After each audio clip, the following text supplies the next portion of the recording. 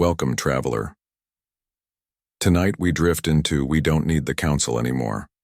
You're aboard a ship older than the memories that haunt it, patched with parts from half a dozen decommissioned haulers, held together more by stubbornness than steel. The air smells faintly of recycled lemon rinds and warm circuit boards, and the hum beneath your boots sounds like a lullaby if you pretend hard enough. Outside the viewport, stars crawl past like slow embers. Some of them, maybe most, have already died, but the light hasn't gotten the memo yet. That's space for you, beautiful, slow to update, and deeply indifferent to your emotional baggage. Your mission? Unclear. Officially, it's just another long-range systems test of the Sundiver Echo, your beloved rust bucket. But you and I both know that's a cover. No one spends 5 months stockpiling food packs and encrypting logs for a simple joyride past the outer treaty zones. No, you're here for the silence. Because ever since Earth went quiet, silence has been louder than war drums. And tonight, as your ship glides just beyond the last known council corridor, you feel it. That pressure behind the quiet. Not danger, not yet. Just waiting. Let's be honest, you'd probably get vaporized within 5 minutes if anything actually happened out here. Good news. You're just here for the story, not the radiation. If you end up liking this quiet little corner of the galaxy, feel free to subscribe and leave a like, but only if it genuinely makes your evening better. Tell me where and when you're listening from. I always love seeing the spread across the stars and time zones. Now, lower the lights, maybe let a soft fan hum in the background, and let's begin the drift into tonight's quiet orbit. You hear it before you see it. A subtle chime, not an alarm. Those are loud, intrusive, made for panic. No, this is gentle, curious even. A single pulse through the audio band, like someone politely clearing their throat across 1,000 light years. You sit up in your pilot couch, the restraints falling away like spider silk. The nav screen flickers. It shouldn't. You rebooted. The diagnostics yesterday triple-checked every loop. But now there's a signal. A ghost ping on your deep scan grid coming from the edge of the Oort cutoff. Dead space. The console flashes a relay ID. Your brain does that annoying thing where it replays an old memory without asking. You were 10. A broadcast class in the Council Youth Dome. The instructor, all robes and hollow projections, teaching you how to decode emergency beacons. These are legacy patterns, mostly decommissioned. If you ever hear one, it's probably a trap. Or a tomb. And yet here it is. Live, unspoofed. Frequency, 7 beta theta. Tag, Council Outpost 41K. You squint. That can't be right. 41K was mothballed 47 years ago. Officially shut down. Dematerialized. Recycled into peace monitors for the Aravel Accord. So why is it calling? You run a passive trace. No response to hails. No AI handshake. No auto-decoder handshake either, which is strange. Council systems always handshake. It's like their version of bless you, against your better judgment, and the stern, imaginary voice of your long-dead instructor. You change course. The Sundiver Echo groans slightly like she disapproves. You pat the console with a whispered apology. Course adjusted. Time to signal contact, 3 hours, 48 minutes. You settle back, the hum deepens. Outside, a fragment of ice the size of a bicycle glides past, trailing a tail of frozen nitrogen. You watch it disappear into the ink. Out here, even the debris is lonely. You pour yourself a cup of soy brew, burn your tongue, curse softly into the recycled air. Some things never change, even at the edge of everything. 3 hours later, you're here. And yes, the station is real, hovering like a ghost monolith. Black on black, unlit. It shouldn't even be detectable against the star field. But some old part of your brain picks out its outline. A human design, modular panels, carbon shielding, and that distinctive hexagonal docking port like a rusted socket waiting for a forgotten key. You hesitate before approach. There's no beacon now. Just the after echo. Like it coughed once and decided it wasn't worth repeating.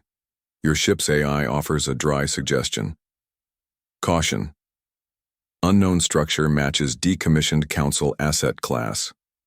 Boarding not advised unless you're seeking philosophical consequences. You blink. You didn't program that level of sarcasm. You dock anyway. The port seals with a hollow thunk, and for the first time in days, your ship stops moving. Stillness. A kind that vibrates down your spine. You suit up, not the full rig, just a pressure layer. With light armor. Enough to look serious, but not like you're planning to start a war. You grab your tools, double-check oxygen, glance once at the photo taped to your nav screen, someone you don't call anymore, and step into the airlock. The door opens like an ancient breath. It smells like dust. Dry plastic, old oil, and something else. Ozone, maybe. The scent of powered-down things waking up just enough to remember they once mattered. The lights inside flicker as your boots hit the deck. Your helmet mic catches the tiniest sound. Click.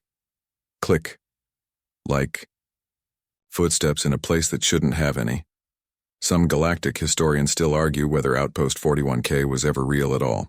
Some say it was just a data ghost, a myth made from corrupted council logs and wartime anxiety.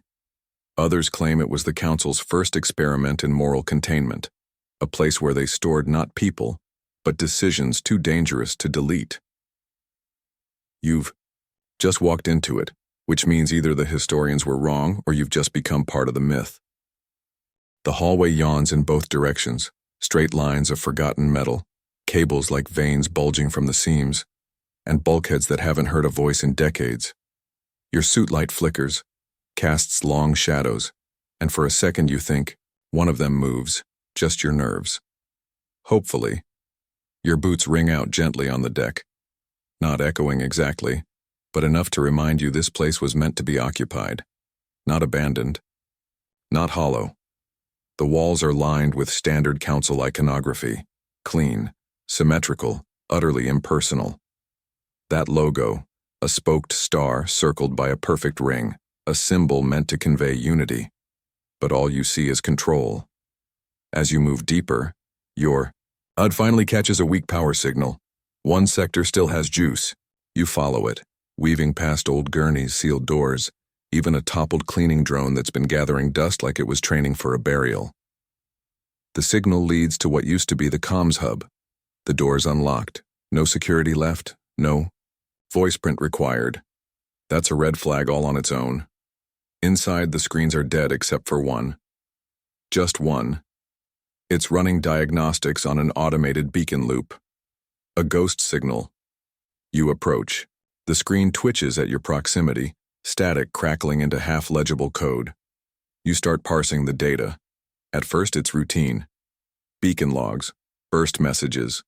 Then you find the weird part. A signal. Short range. Dated 2 days ago. 2 days ago. Your breath fogs the inside of your visor. That shouldn't be possible. You ran every scan. There were no ships here, no vessels approaching, nothing in visual range, yet the timestamp doesn't lie. Someone, or something, was here. Very recently, and they left a message. You decrypt it, slowly, fingers twitching like a piano player's on their worst night. The message is short. A string of coordinates and a single sentence. Tell them the silence was our answer. It chills you in a way deep space vacuum doesn't. This wasn't just a distress signal, it was a decision. You download the message and wipe the station's remaining data with a flick of your wrist. Not out of paranoia, out of respect. You don't know who sent it, but they didn't want this place to be remembered. You turn to leave, and hear the chime again. But this time, it's not from your ship. It's from the far end of the corridor. You unholster your flashlight. It flickers once, then steadies. You step carefully following the source, every muscle tensing under the artificial gravity. The signal leads you to a side module you hadn't mapped. Not on schematics, not on any council-issued blueprint you've ever studied. It's newer.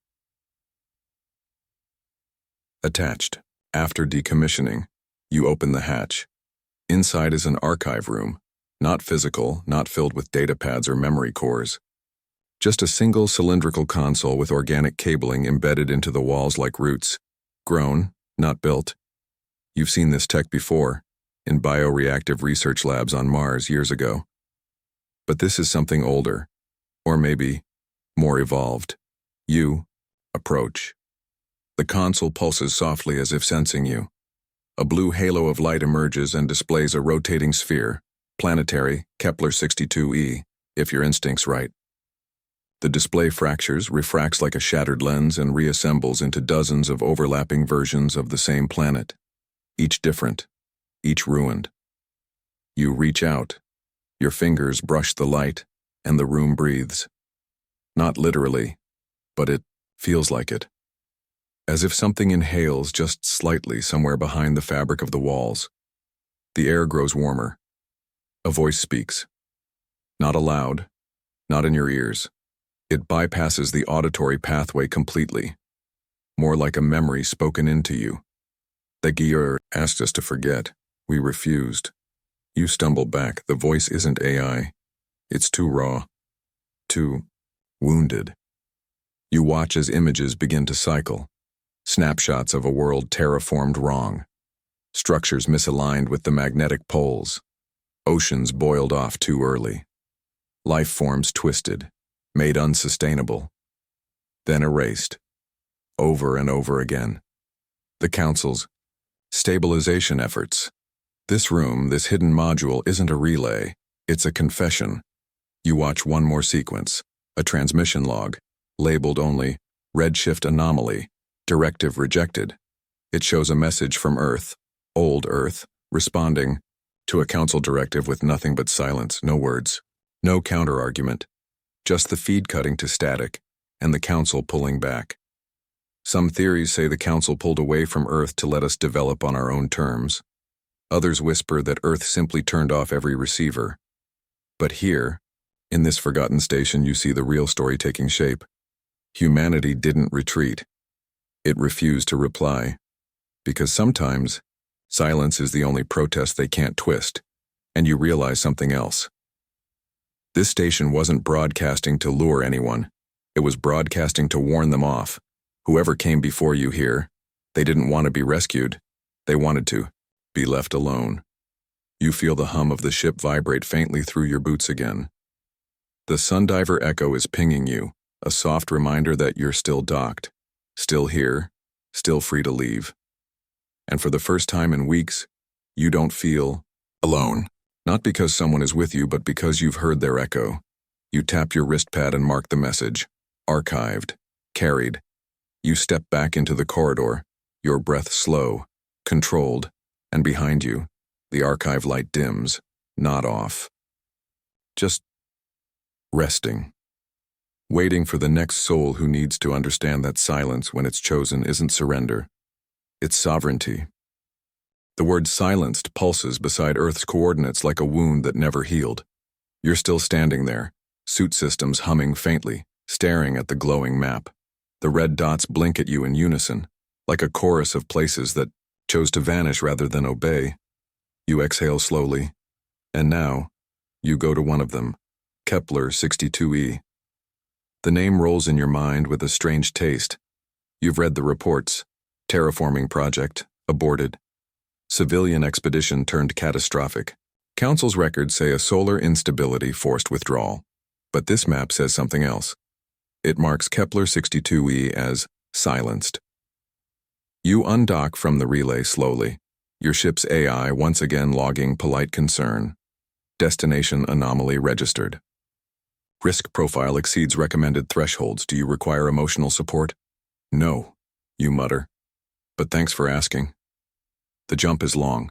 You drift through hours of nothing, the stars bleeding into streaks while the Sundiver echo folds, reality just enough to get you there.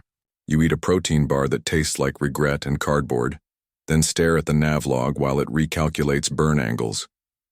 You dream in short flashes, of planets that chose absence over diplomacy, of voices that whispered once, and then never again.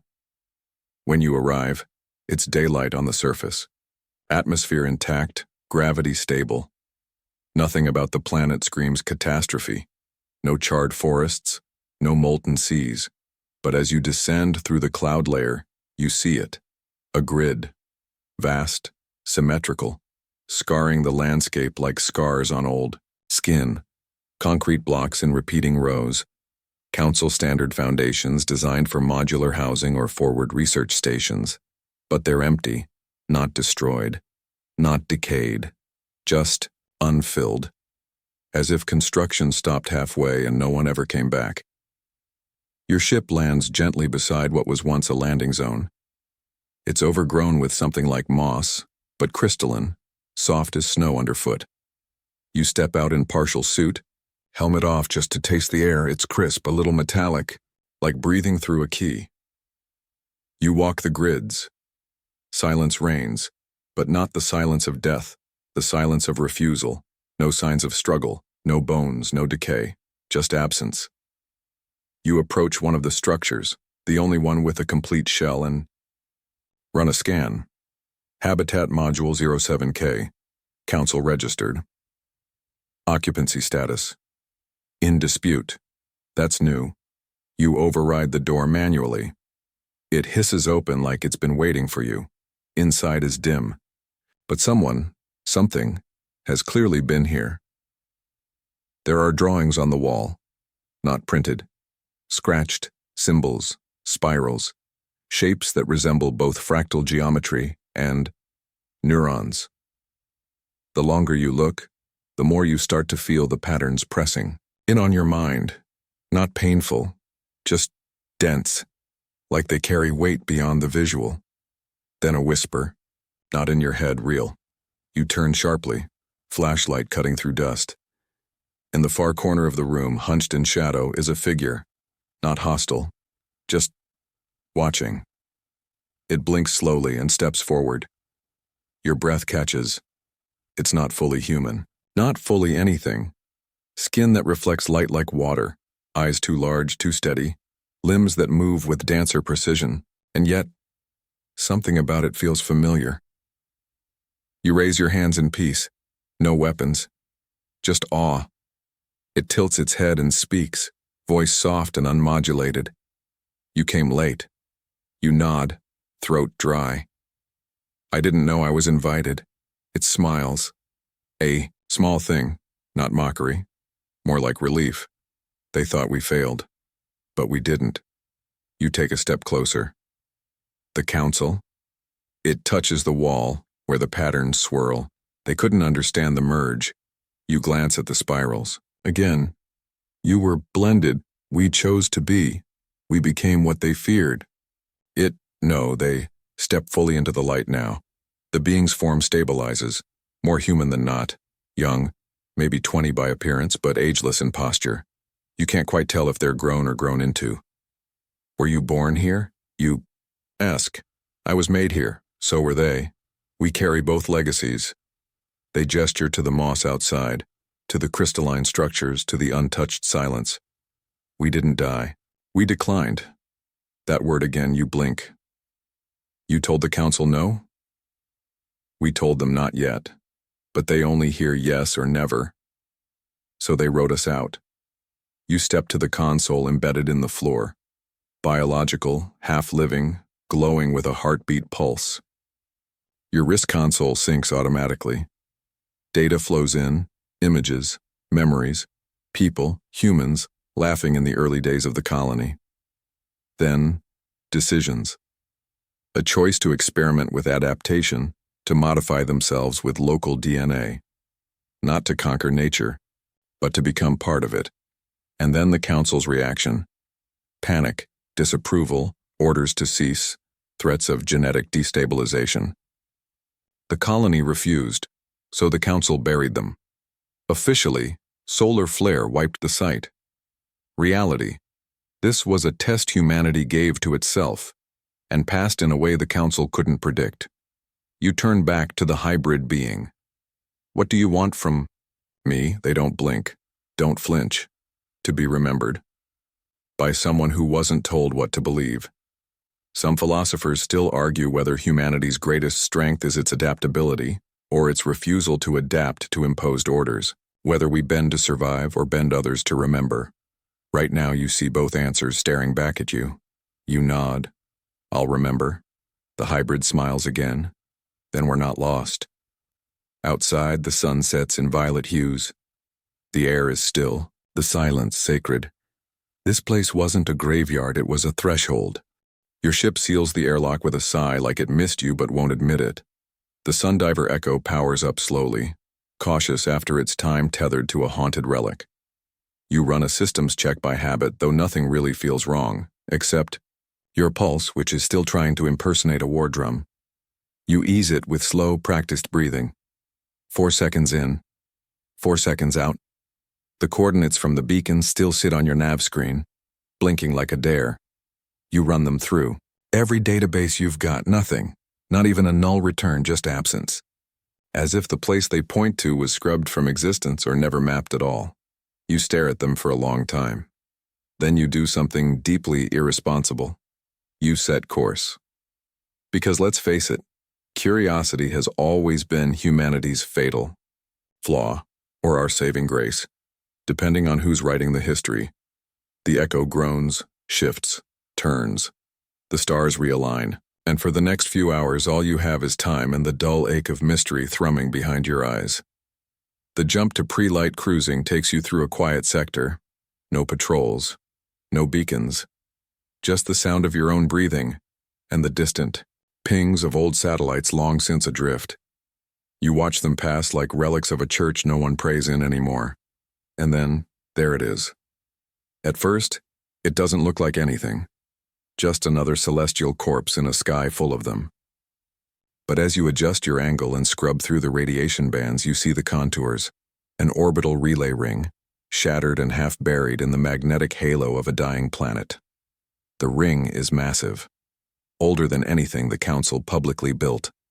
And it's not Council standard. The geometry is off-human, that modular asymmetry, the way the plating prioritizes function over beauty. You know that style. It's Earthborn, but no Earth design should be out here. Not this far. You dock by instinct. Your AI, predictably, files a formal objection. Reminder.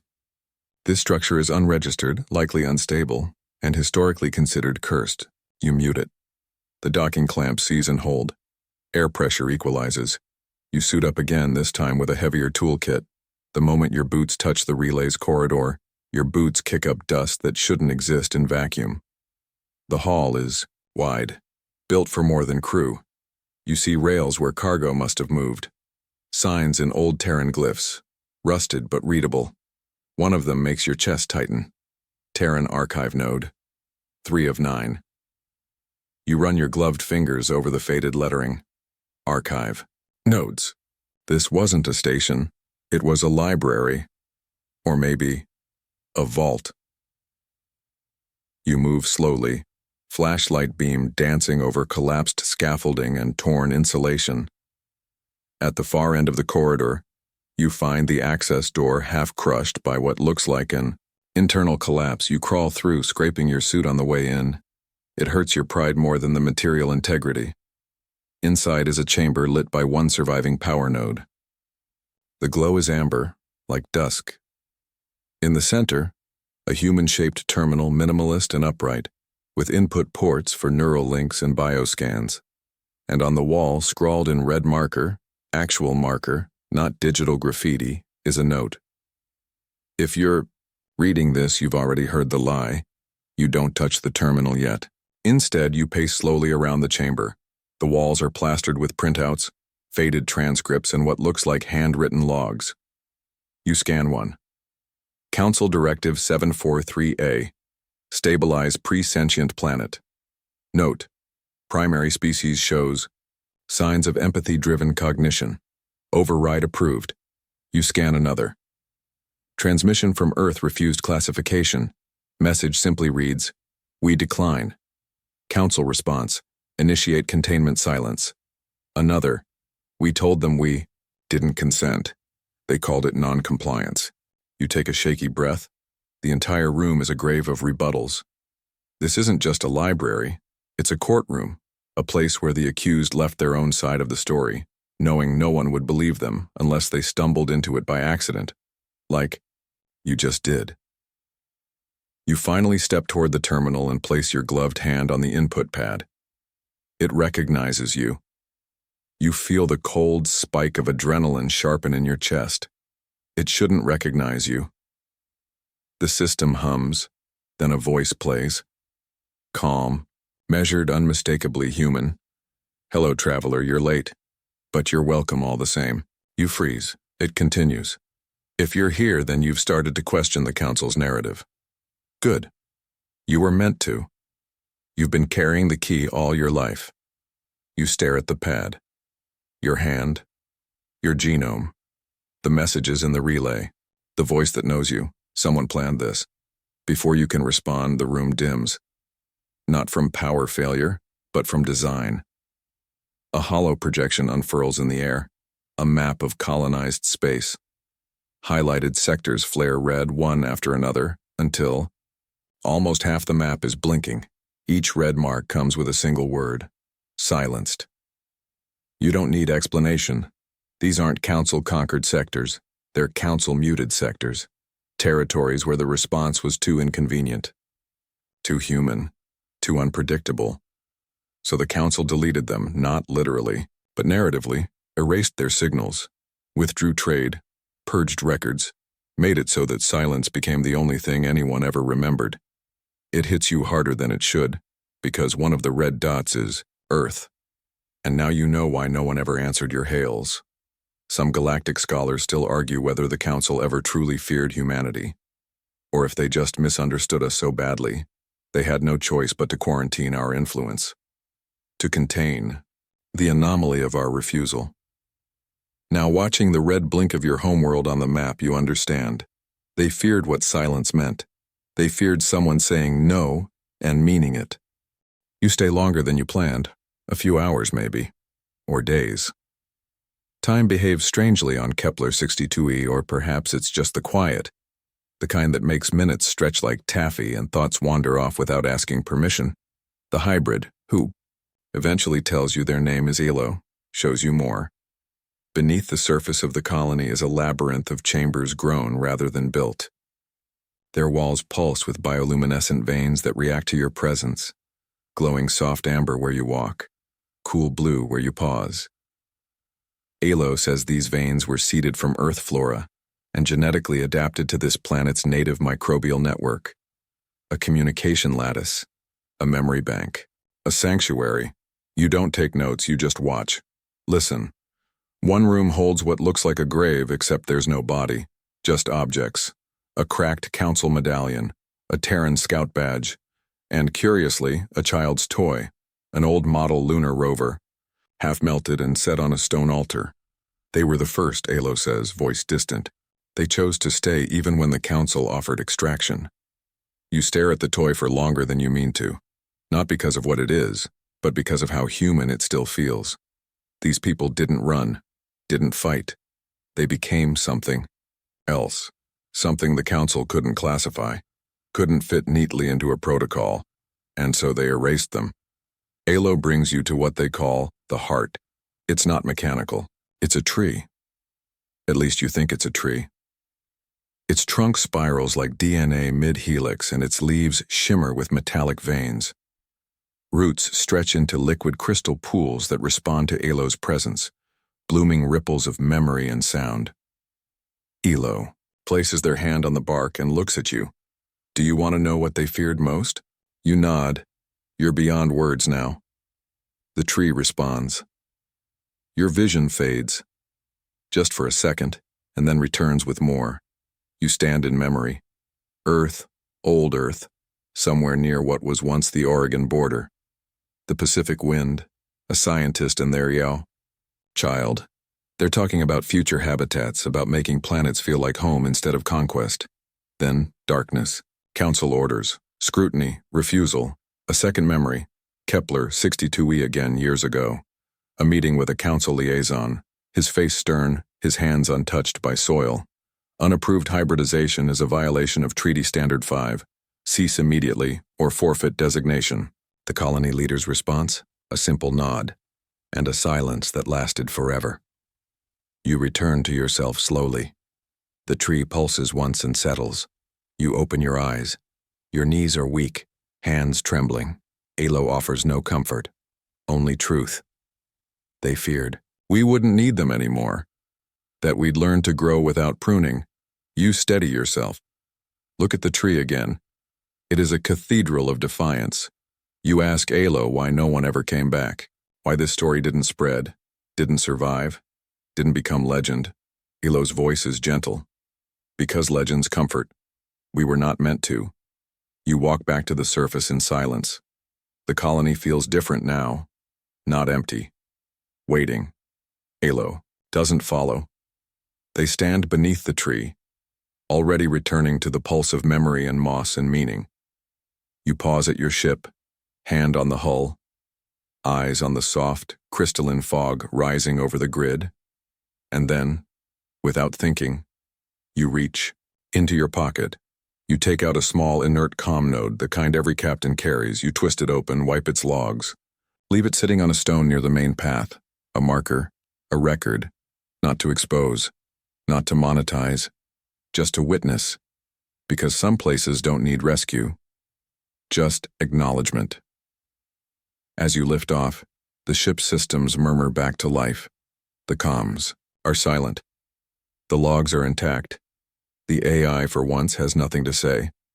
You stare at Kepler 62 as it shrinks behind you, its swirling colors fading into the dust of distance. And for a moment, you think you see the tree glowing, even through the clouds. Some scholars still debate the morality of non-intervention, whether it's ethical to let colonies drift from the standard path, whether adaptation without oversight leads to progress, or heresy. But none of them stood beside the heart. None of them heard silence used like a scalpel. You did. And now, so, will your ship, your logs, your memory, because the Council may have made the universe forget this place. But you'll carry it forward. Your return to deep space is quiet. Not the awkward kind of quiet, the good kind. The kind that happens after someone tells you something true, and you don't need to fill the silence afterward. The Sundiver Echo sails steady, her systems calm, your AI respectfully refraining from commentary. She knows now. She felt it too. Your destination, that part is no longer yours to choose.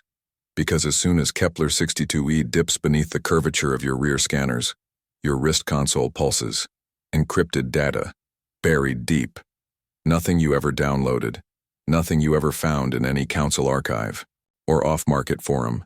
It's inside you. At first you think it's a malfunction, maybe some contamination from Kepler's biotech network. But as you scan deeper, you see the truth. This code, this signature, it's genetic, a locked message. Folded into your genome, you sit back in the pilot's chair and let that sink in. Someone, years ago, used you as a carrier, not metaphorically, literally. You access the dormant payload through an old recovery sequence, the kind buried in backdoor Terran medical software. It shouldn't even exist anymore. It unlocks, and the ship goes dark. Just for a moment. When power returns, your navigation has changed. A new destination. Zero Alpha Rift. Not a place, not even a sector, just a code, a theoretical space-time fracture. Beyond mapped council routes, considered myth by most, and yet your ship recognizes it instantly. Route locked, encrypted handshake confirmed, genetic token verified. You sit back, a little dizzy, a little angry. Who put this in you? Why? When? You start to do the math. Age of the encryption, matching data fragments from your own early gene scans, back when you were a kid, before your first off-world transfer, before you even had a choice. Someone chose for you, and they planted a secret you were never meant to find, until now. It's not paranoia when your bloodstream was literally used as a hard drive. You don't engage the jump right away. You pace the bridge. You pour bad soy brew. You mutter to yourself in half-sarcastic tones. Your reflection in the viewport smirks back like, "See? Told you that Peace Cadet scholarship was too generous." You let yourself spiral, for about 10 minutes. Then you do what humans always do when confronted with uncomfortable cosmic revelations. You get curious. You run a partial simulation of the unlocked data.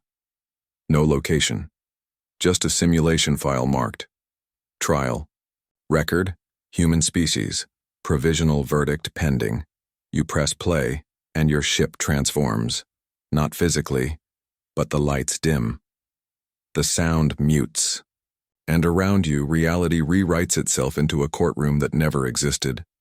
No walls, no ceiling, just stars, and rows of figures, council members rendered in cold light projections, their robes flowing as if underwater, their faces unreadable. A judge figure, tall and amorphous, more AI than entity. At the center of it all, a chair. Empty. Until it isn't. You feel yourself there, suddenly seated. You are the defendant. Your voice, even your thoughts, are inputs to this simulation. It begins with a neutral tone. Trial reconvened. The human directive is now under re-evaluation. One by one, projections speak. They list your crimes. Not your crimes. Humanities. Non-compliance. Cultural contamination. Violation of integration protocols. Refusal to harmonize with consensus governance. Then one voice rises above the rest. Not a council voice. A human one. It's familiar. Uncomfortably so. Your own, but not recent. Younger. Recorded perhaps years ago, somewhere in the back alleys of your training days. One of those psych assessments where you were too tired to lie. Sometimes, I think we're not meant to be part of their system. Not because we're worse. Just because we dream wrong. The courtroom goes still. Then the judge speaks. Is dreaming incompatible with order? You want to answer, but the simulation restricts movement. It's not a debate. It's the question, the kind that lingers long after you leave the room. One of the council projections stands. We offered stability. They responded with myth. Another chimes in. They weaponized imagination. And another. Their silence was louder than our doctrine. You almost laugh, but you don't. Because none of this is funny. Not really. It's a record of how closely you were watched, how humanity was never judged for its violence or greed, but for its refusal to conform. They didn't fear war. They feared narrative. Some historians still argue whether the council tried to delete humanity or simply tried to edit it, whether their silence policy was censorship or mercy. But here, in this unsealed record floating like a ghost in your bloodstream, you hear the truth. They were scared that one voice, one rogue story would survive, that it would remind others that no is a complete sentence. The simulation ends. You sit in darkness. Your ship waits. The coordinates blink again. Alpha Rift. You engage the engines, because now you have questions. And the kind of silence that comes next? It belongs to you. The Sundiver Echo drifts toward a place that doesn't technically exist. Alpha Rift. No official charts, no council patrols, no transit records. Just a set of coordinates hidden in your DNA, opened by accident or fate. Your ship's systems struggle to plot a course. Space itself seems resistant. The usual equations don't work here. Gravity bleeds sideways. Light bends in ways your sensors refuse to explain without sarcasm. Your AI tries to describe the region as topologically inconvenient. That's probably the most diplomatic way of saying the laws of physics are drunk. You pass through a veil of fractured photons like starlight seen through cracked glass, and then, just like that, you're in. It's dark. Not space dark. Quiet dark. There are stars here, but they shimmer like memories, not sources of light. They don't illuminate, so much as suggest. And floating in the middle of this non-place is a structure, impossible by design. A sphere that appears flat from one angle, cubic from another, and yet your ship insists it's a torus. Your brain tries to make sense of it, fails, gives. Politely. You dock using nothing but instinct and what feels like muscle memory from a dream you don't remember having. The airlock accepts you without authentication. That, in itself, is unsettling. Inside, it's not a station. It's a courtroom. But not like the simulation. This one is physical. Stone floors. Pillars that reach into infinity. Benches, empty, and a single chair at the center, built for one. Facing nothing. You step forward. No alarms, no voices. Just that same silence you've been chasing since Earth went quiet. A console rises from the floor in front of the chair. You approach. It reads your vitals, confirms your genetic key, and displays a single prompt: reopen trial. Why and you hesitate? You know what this is, the real version. The trial simulation was just prep. A whisper. This is the shout. The record that never closed. The council didn't declare humanity guilty. They shelved us. Provisional verdict pending. You touch the console. Accept. The space around you stirs. A ripple of gravity. A soft thrum in your bones. And then the room populates. Figures blink into existence, not as light, but presence. Like shadows dreaming of mass. You recognize the silhouettes. Council members, yes, but also others. Shapes too human to be alien, too alien to be human. And one of them is you. An echo version, frozen in time, seated in the center chair. Then a voice. Not yours, not the council's. Older, wiser, almost amused. You came back. You scanned the room. No mouth to match the sound. They sent you forward thinking you'd carry silence like shame. But you brought it like scripture. You whisper, not sure if it matters. What is this place? The record. A pause. The voice softens. The council feared memory, so they hid it. But memory doesn't rot. It waits. One of the council figures steps forward. No face. Just form and tone. Humanity failed integration. You refused. Compliance, you infected local networks with stories. Another joins. You created unauthorized culture. Songs. Myths. Independent frameworks of meaning. The voice speaks again. They feared your ability to imagine alternatives. That strikes deep. Imagination. That old Terran virus. Your ancestors wrote myths about beings they'd never meet, explored stars they couldn't reach, made maps of dreams, and believed them real enough to chase. That's what scared the council, not war. Wonder. You step forward. They tried to erase us. The voice replies, they tried to pause you. You clench your fists. Then why am I here? The council forms flicker, uncertain, to choose. You blink. Choose what? To end the trial, or begin the reply. A panel rises beside the console.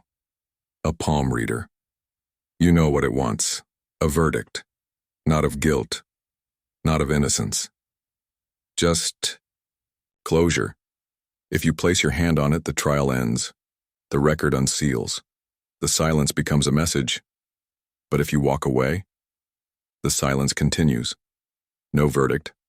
No message. No war. No invitation either. The universe keeps forgetting you ever existed. You hesitate. What's better? To be misunderstood or unwritten? Some philosophers argue that silence is power, that in withholding speech, we define ourselves without distortion. Others say silence is surrender. You look at your own reflection in the console. A human, flawed, wild, dream-addicted, and still here. You place your hand on the reader. The room exhales. A pulse spreads across the chamber, golden, warm, without sound but filled with meaning. The council figures begin to blur, melt into streams of data, thoughts. Unresolved verdicts finally granted rest. You hear the voice one last time, then let the story resume. The chamber fades like mist burned off by morning light. You're standing alone now. No echoes of judgment, no phantom tribunal, just you and the slowly reassembling reality of your ship. The Sundiver Echo accepts you back without protest, as if she too needed a moment to think. The door seals. The lights flicker back on. Your console hums like an old friend clearing its throat after holding back an opinion for far too long. Then you see it. The message. Not from the council, From Earth, not the old Earth you left behind. Overcrowded, overregulated, over-archived. No, this is something deeper, buried, private. You watch the transmission render line by line across the holoscreen. No encryption, no scramble, just calm, clear Terran speech. If you're reading this, you've already been judged. You blink. The voice is human, older, male, tired in the way only revolutionaries and parents can be. We knew the Council would put you on trial.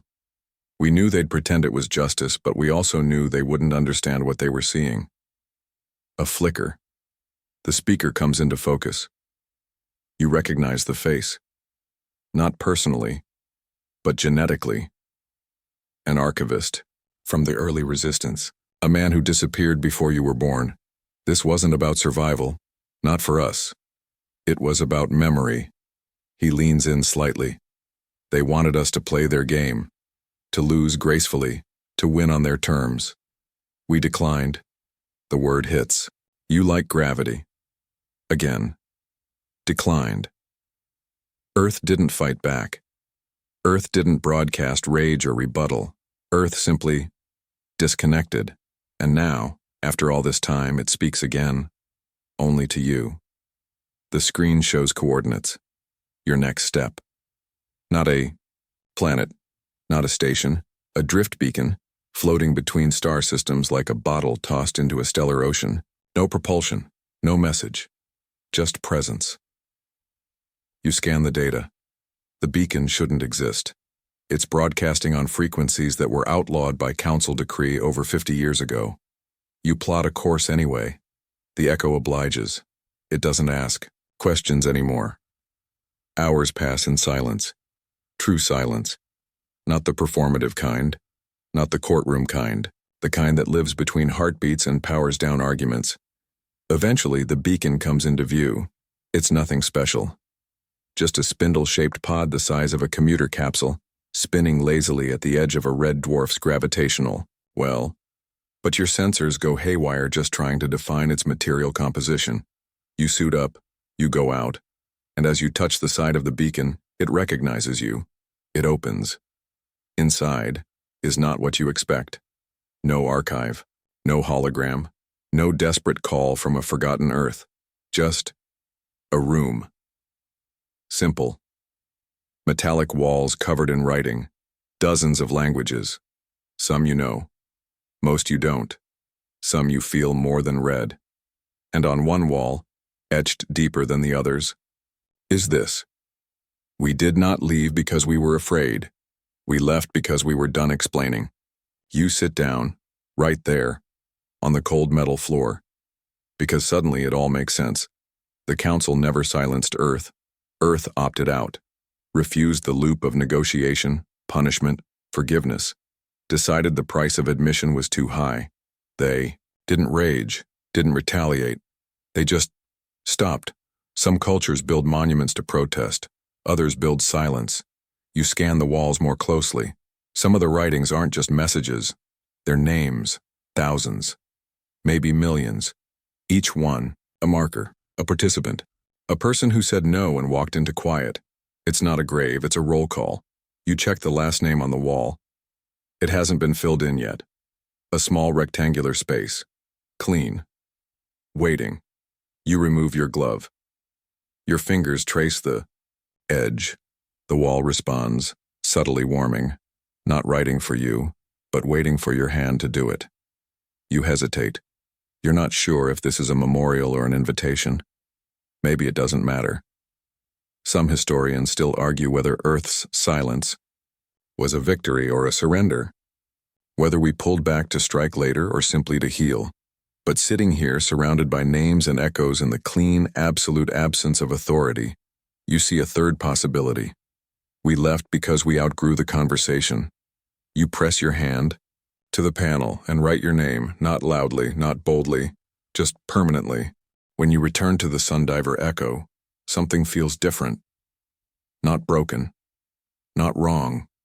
Just real. Like the ship has finally stopped waiting for someone else to be in charge. You sit in the pilot's chair and stare at the blinking cursor on your command console. The system requests your next destination.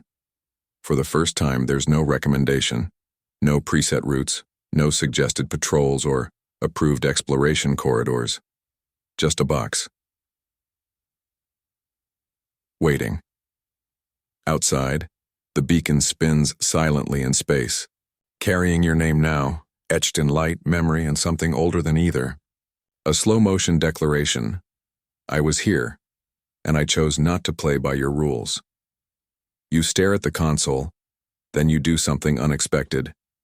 You don't enter new coordinates. Instead, you turn around. You head back. Not to Earth, not yet, but toward the center of the old council sphere. Toward the zones they abandoned. The forgotten fringes. The in-between places that were neither saved nor destroyed, just quietly erased. Your first stop is Minoris 4, a station once described as the pride of council urban planning. Now it's derelict, floating in low orbit around a cold gas giant. You expect decay, you expect ghosts.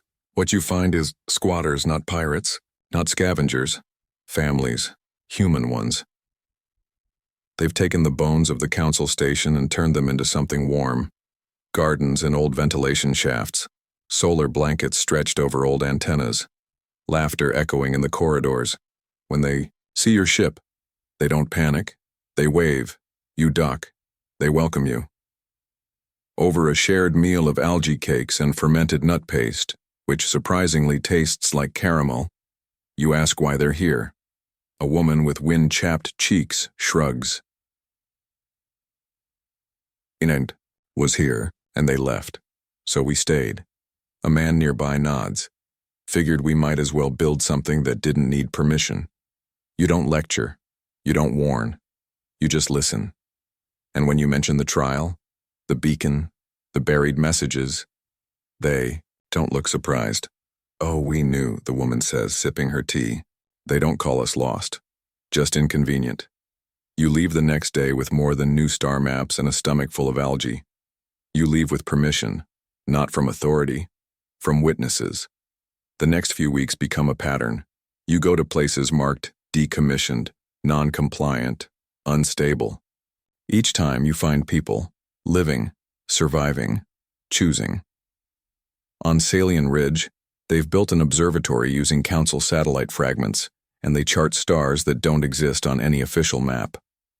On Drift Point 7, they teach children 3 histories, the council's, Earth's, and the version told by the silent sectors. On Uladar's edge, you find humans and non-humans living together without approval or oversight. They've learned each other's songs.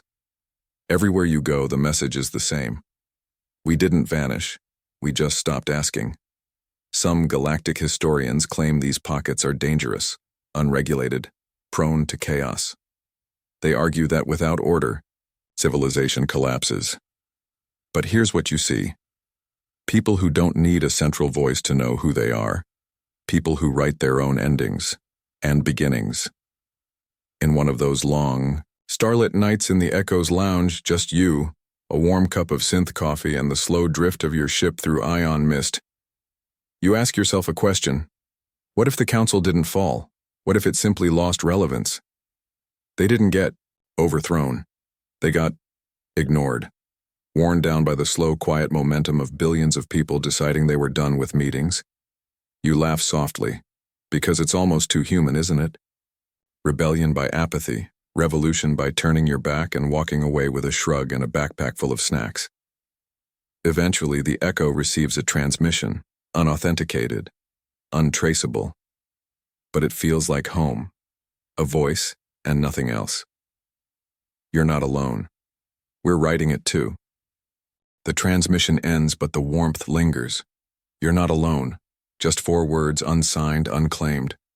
And yet they wrap around your bones like a childhood blanket, faded at the corners but still enough to keep the dark out.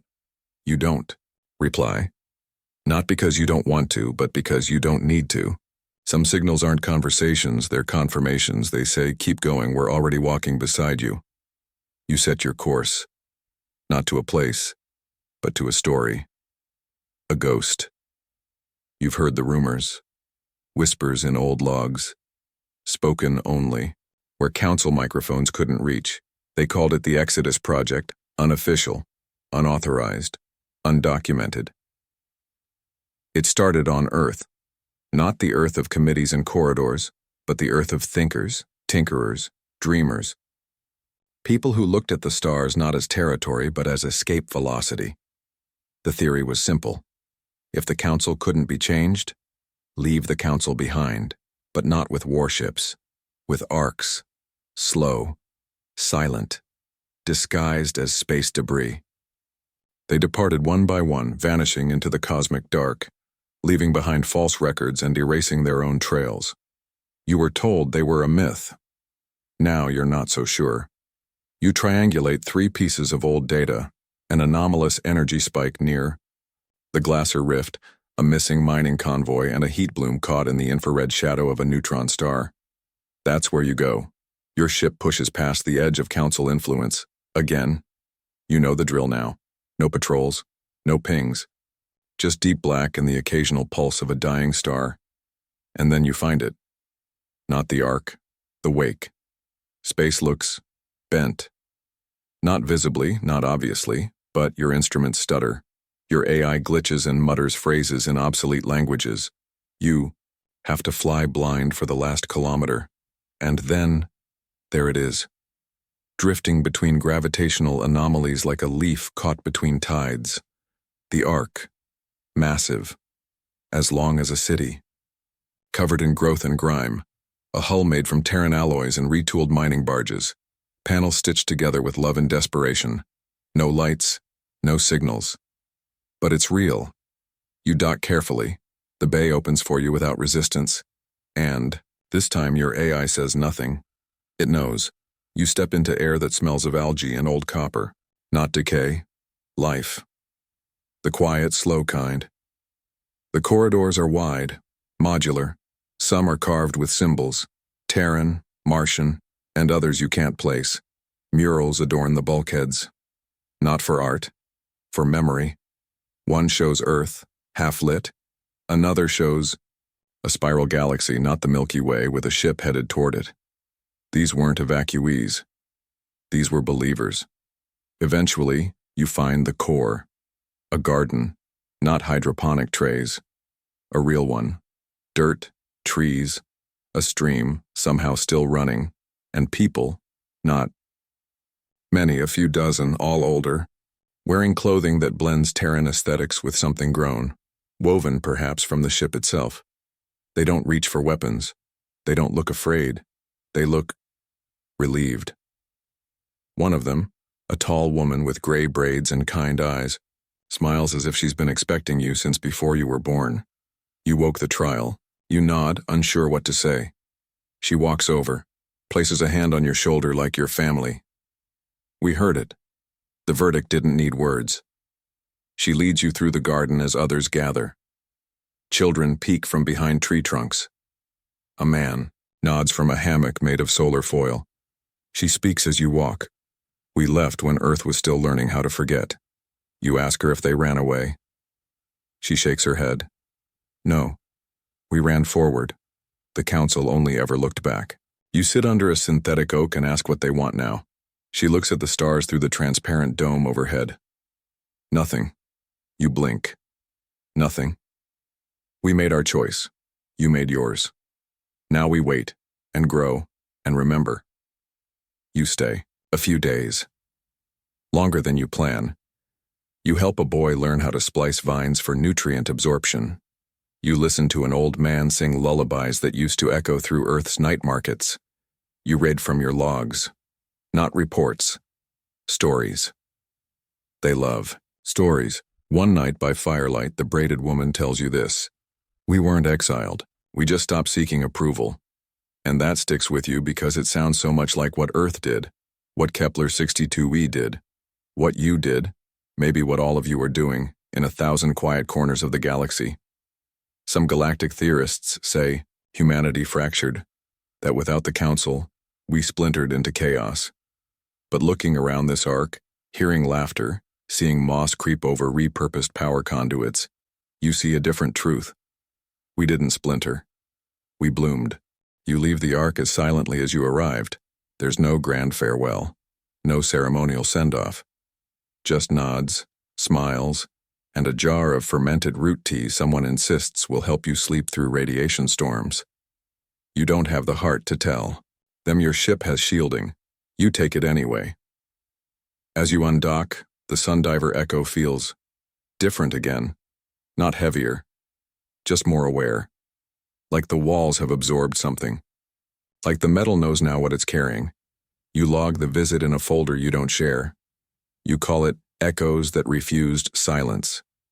It sits beside the relay station, the hybrid colony, and the trial archive. Each one a chapter.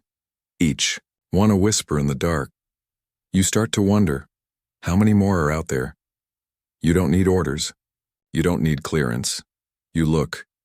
Your next destination is a fragment, a name carved into an asteroid relay, one you caught in a background scan 2 months ago and forgot to investigate. But now, with everything you've seen, nothing seems too small. The name is Mire, Old Earth dialect, Korean maybe, meaning future. You head there on a hunch. What you find isn't a station. It's a grave, a floating ship, cracked open, systems long dead, but on its hull, still legible beneath centuries of carbon scoring. For those who refuse, the script, you dock anyway. Inside it's cold, quiet, airless, but the walls are full, etched with journals, murals, entire stories burned into steel, not as decoration, but as defiance. You see stories of love, rebellion, stillbirths, last stands, poetry that loops in circuits, a child's drawing of Earth, misremembered in color but perfect in shape. This wasn't a colony. It was a message, in a bottle. A crew that knew they wouldn't survive but wrote anyway. Painted anyway. Loved anyway. You don't recover black boxes. You recover testament. One entry repeats across 10 bulkheads, different handwriting, different hands. The council never had a name for us, so we gave ourselves one. The unscripted, you, stand still, helmet fogged. They didn't need a verdict. They wrote their own ending, and now you've read it. When you return to your ship, you load their words into your database. Not for analysis, not for publication, just for keeping. Because they earned remembrance. And maybe, just maybe, you're not a pilot anymore. You're an archive. The Sundiver Echo has become something more than a ship. She's a vessel, yes, but not of cargo, of memory. The next signal comes as a ping in the background. A soft, almost embarrassed whisper of a transmission buried in the comms traffic from a trading post. It's tagged with a keyword you've started tracking. Declined. You isolate it. Decode it. It leads to a planet you've never heard of. Small. Rocky. Orbiting a brown dwarf in a system so dim it doesn't show up on most nav charts.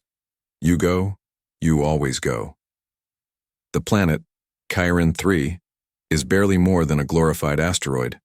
One settlement, no defenses, no requests for assistance. Just people. Humans, 1,000, maybe more. Farming, digging, singing. Their society is strange. No leaders, no currency. Decisions made communally via what they call quiet vote, a system of unspoken consensus, where actions, not speeches, determine policy. If someone begins planting a new crop and no one helps, the idea is rejected. If others join, it becomes law. It's confusing at first, but it works. And when you ask how they started this system, an old man shrugs. We got tired of talking, so we started listening to each other's hands. They have no flag, no anthem, no border posts, but they have a library, not digital, not searchable, handwritten, carefully copied, distributed among the households. You ask what's in it. They show you. It's not a history of the council. It's a history of leaving it. The entire library is filled with letters from people who walked away, who refused, who opted out. Each one is a goodbye. You stay a week, Learn how to till soil using microfungi. Listen to a teenage girl recite a love poem written in solar flare code. You sit beside a fire fueled by methane scrubbers and eat something that tastes like cinnamon and seaweed. Before you leave, a boy hands you a folded slip of paper. You open it hours later, back on the ship. One sentence. They told us the stars were theirs. So we grew gardens in the shadow. You cry, not because you're sad, but because you're not alone in this quiet revolution anymore. Everywhere you go, silence isn't emptiness, it's choice. Some strategists still argue that the council was right, that chaos blooms where oversight fades. That governance is the only shield against entropy, but Karen 3 grows crops without votes, and the unscripted wrote themselves into the void. And Earth? Earth never answered, because maybe, just maybe, it already said enough. You begin to chart your travels differently now, not by coordinates, by silences. Every system that no longer lights up on council grids, every drifted signal that never received a reply, every place marked inaccessible, unstable, or, most tellingly, irrelevant. They're breadcrumbs. And you, somehow, have become the one following them. The Sundiver Echo no longer questions your routes. She just listens. Her engines respond like muscles remembering a dance they were never taught. You think maybe the ship has started to believe in what you're doing, or maybe she always did. Today's destination, a gas giant with a shattered moon. No name, no weather beacons, no mineral scans, just a single ancient signal left humming.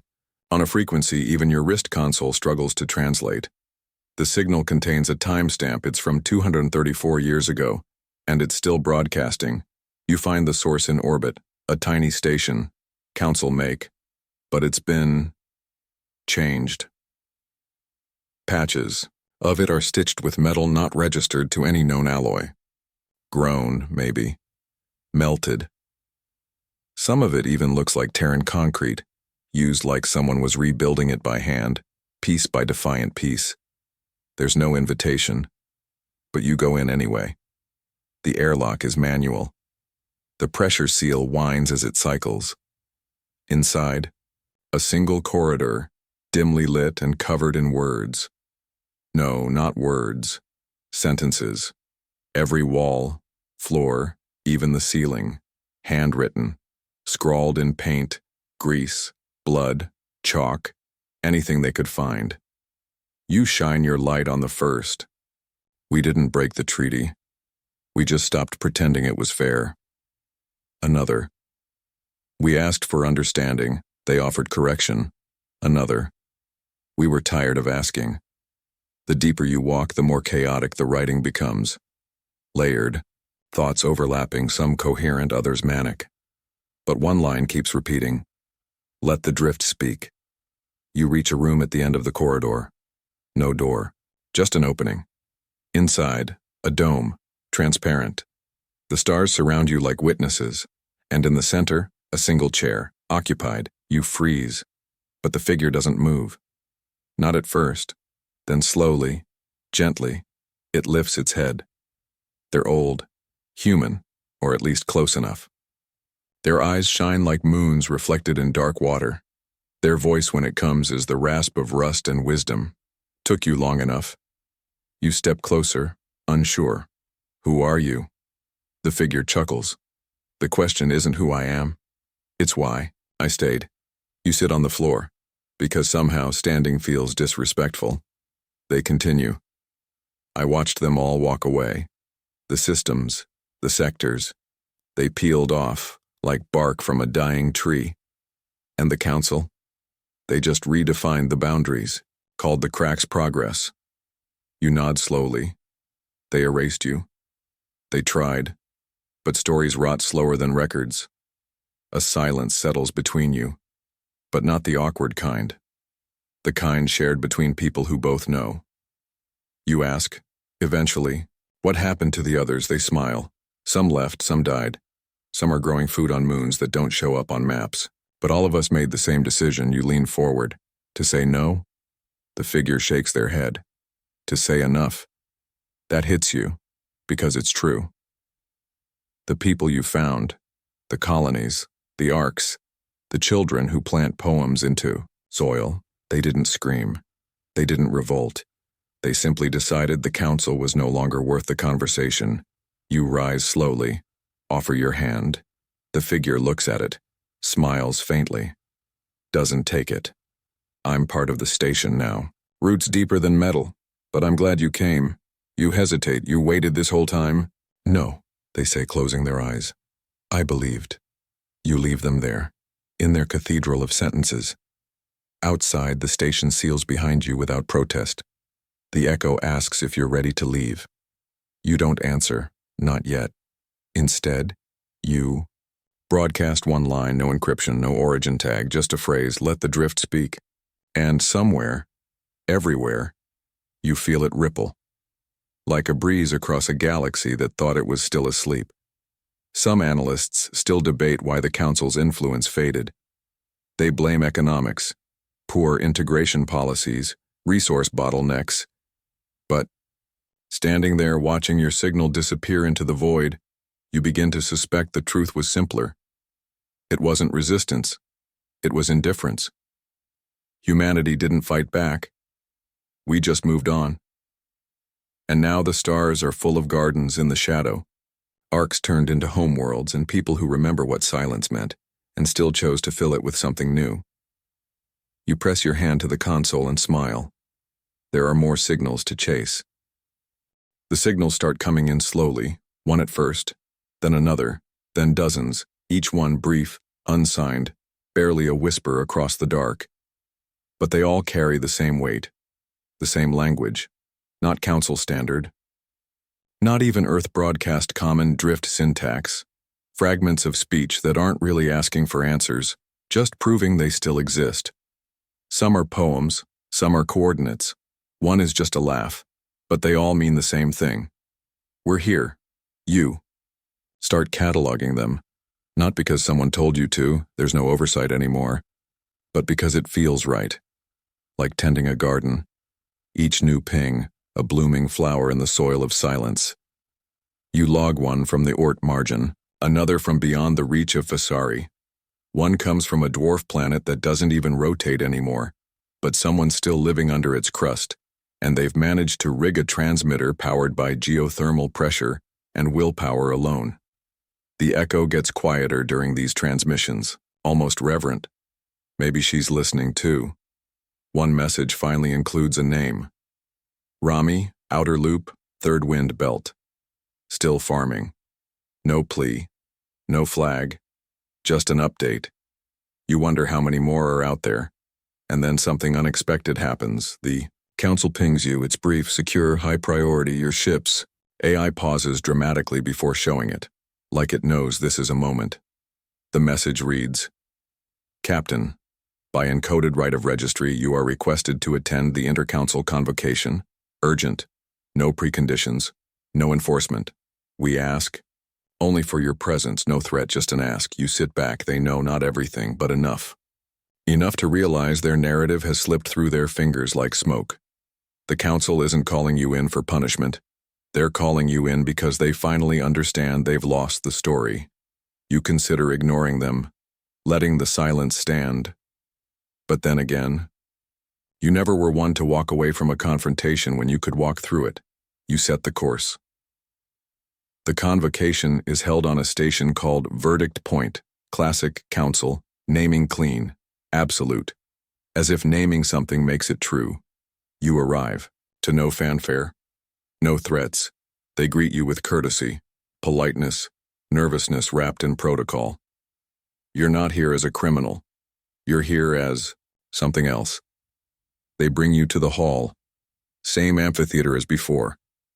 But this time, the seat at the center isn't empty. You walk in. You sit down. A dozen council figures blink into existence around you.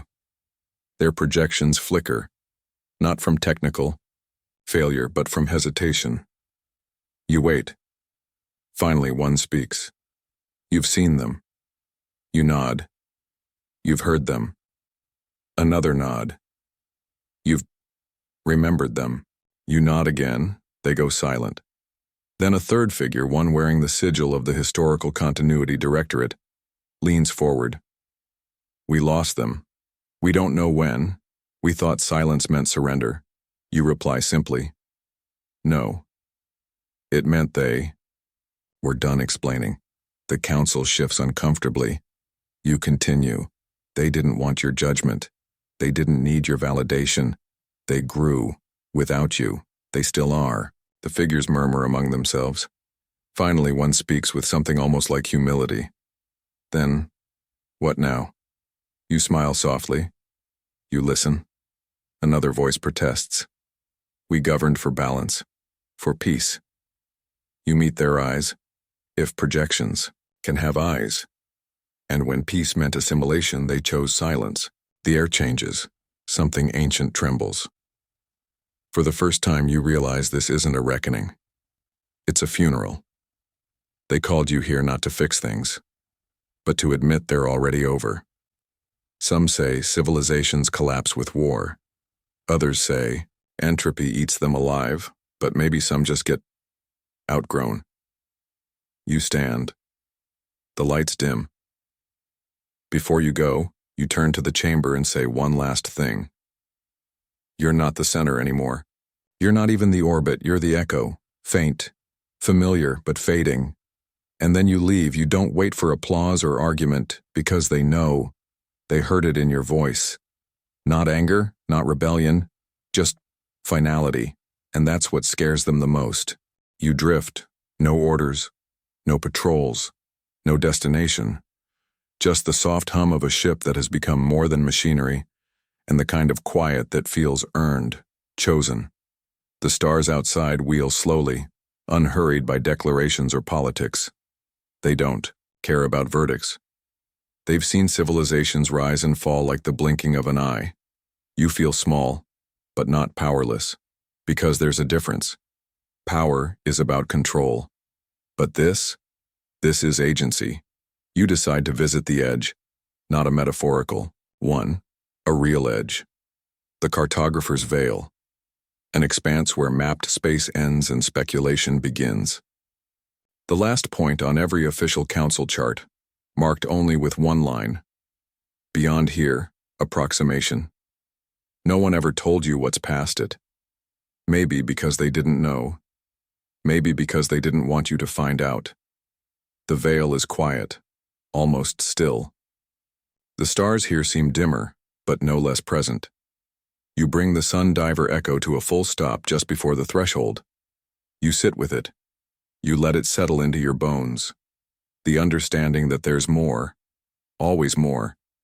But that rushing forward isn't the point. Knowing that you can is enough. You open the comms. You broadcast one final message. Not long. Just this. We're not lost. We just left. Then you power down the array. You step away from the console. The stars spin. The ship creaks. Familiar and alive. You think of Earth, of Kepler 62e, of the hybrid named Elo and the Ark and the graffiti cathedral and Karen 3 and a boy who folded paper like it still mattered. You think of silence. How it began as protest, became protection, then became presence. The drift isn't empty anymore. You know that now. It's full of all the people who whispered no and walked away, who left not to disappear but to grow. Some council remnants will try to reassert authority. Some colonies may fail. Some transmitters will fall silent again.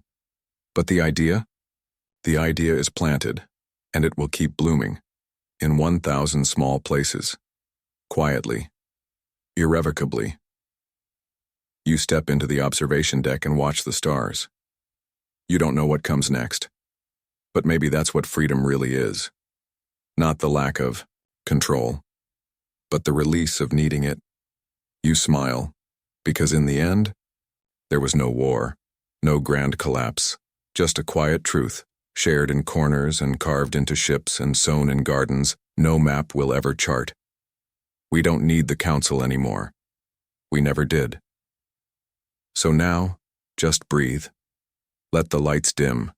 Let the ship fade from view.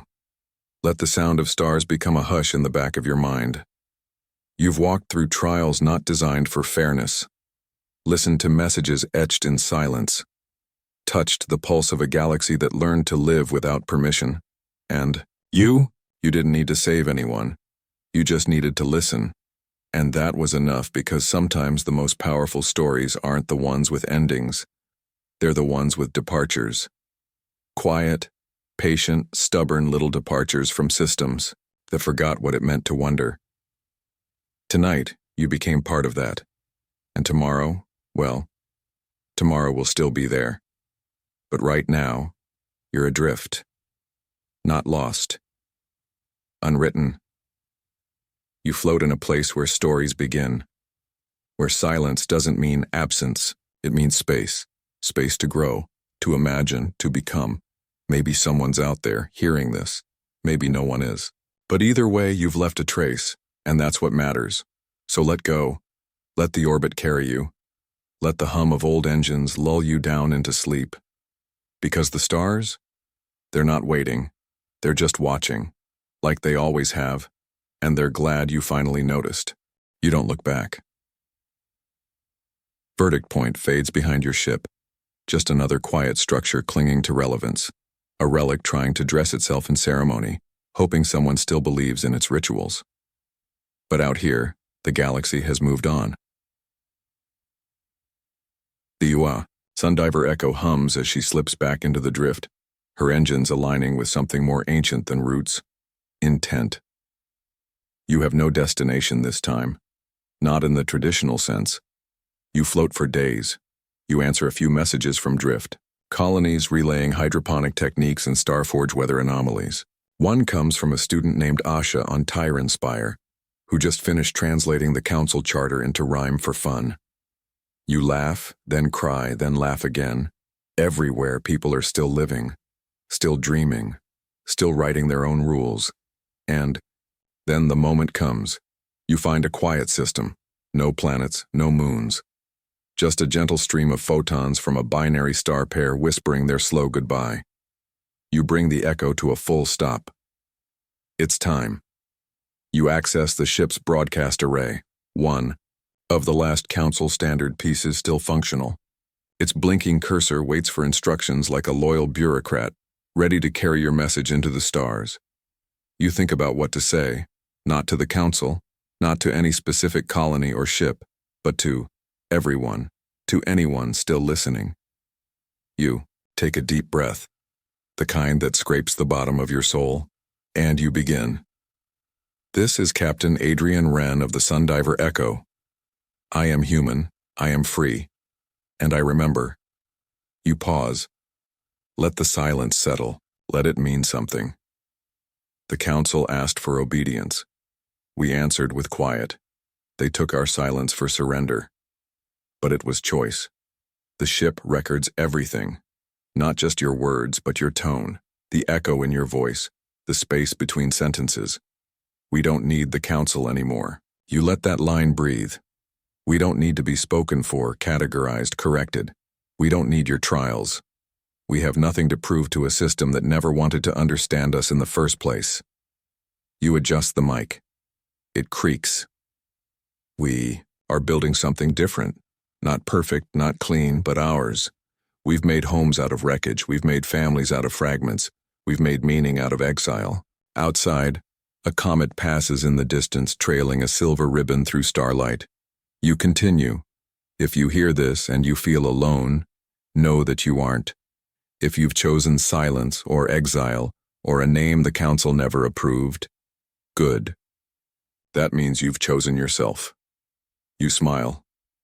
We're not asking for your approval. We're telling you we're done asking. Your hand hovers over the send command.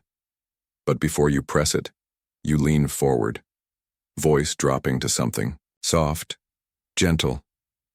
And to those who still sit in judgment, you don't have to fear us, but you will have to remember us. Because we are the story you can't erase, the note in the chord you thought was yours alone. We are the silence you couldn't control. You send it. The message bursts across the stars. Lightspeed slow, quantum fragmented, patched through drift relays and dark band repeaters. It will take years to reach the places that need it most. But that's okay. You've learned that some things don't need to arrive fast, only true. You sit back. The echo seems to exhale, and for a moment, the galaxy feels like it's listening. Some historians will call your message inflammatory. Some will call it tragic. But some will call it a beginning. Because every revolution starts the same way, not with a scream, but with a whisper that says, "We're still here."